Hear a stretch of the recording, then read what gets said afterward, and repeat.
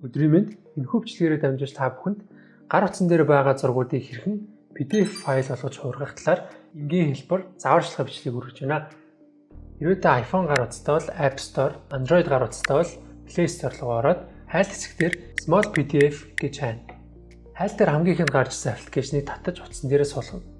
За аппликейшнийг нээх үед биднэрт бүртгэл үүсгэх хэсэг гарч ирнэ. Хэрвээ та эсвэл өөрийн Facebook хаяг, Google хаягаар дамжуулаад мөн iPhone гар утастай бол өөрийн Apple ID-гаар дамжуулаад бүртгэл үүсгэх боломжтой. Эсвэл шинээр өөрийнхөө имэйлийг ашиглаад бүртгэл үүсгэх боломжтой. Мөн хэрвээ та тухайн нөхцөл байдалд яарч байгаа ямар нэгэн бүртгэл хийхийг хүсэхгүй байгаа тохиолдолд iPhone дээр бол Let's Start дээр дараад Android утсан дээр Skip for now гэж дараад шууд ямар ч бүртгэлгүйгээр ашиглах боломжтой байгаа. Энэхүү аппликейшн маань маш энгийн ажиллагаатай. Өөрийн гар утсан дээр байгаа файлуудыг PDF файл болгож хөрвөхийг хүсвэл дэлгэснээр харагдж байгаа нэмэлт төвчнөр дээр дарна. Төвчнөр дээр дарах үед биднэрт 3 сонголт харж ирнэ. Камер руу орж зураг дараад тэр зургаа PDF болгож хөрвүүлэх боломжтой. Эсвэл галерей болон фотоос дотор байгаа зургуудаа хөрвүүлэх боломжтой. Мөн утсан дээр байгаа файлууд хэсгээс файл сонгож хөрвүүлэх боломжтой. Миний хувьд би өөрийн фотоос дотроос зураг сонгож PDF болгож хөрвүүлнэ. Та зураг сонгохдоо хэдэн ч зураг сонгож болно. Тэр сонгосон бүх зургууд нийлээд нэг PDF болно гэсэн үг.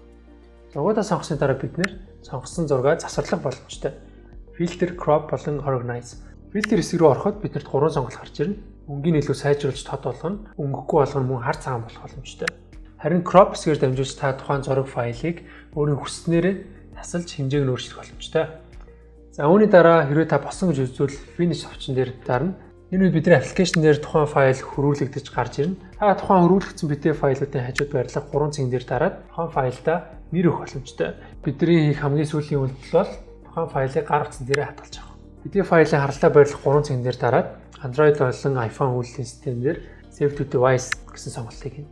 iPhone үйлдвэрлэлийн систем дээр биднэрт On My iPhone гэсэн зэс гарч ирнэ. Та дээр байрлах хавцрын цорон дээр дарж хинээр хавц үүсгэх боломжтой. Хавцандаа нэр өгөөд өөрийн бүх PDF-үүдийг тухайн хавцад байршуулах боломжтой. Тухайн файлыг та iPhone гар утсан дээрээс олохыг хүсвэл Files application руу орж On My iPhone зэс рүү орно.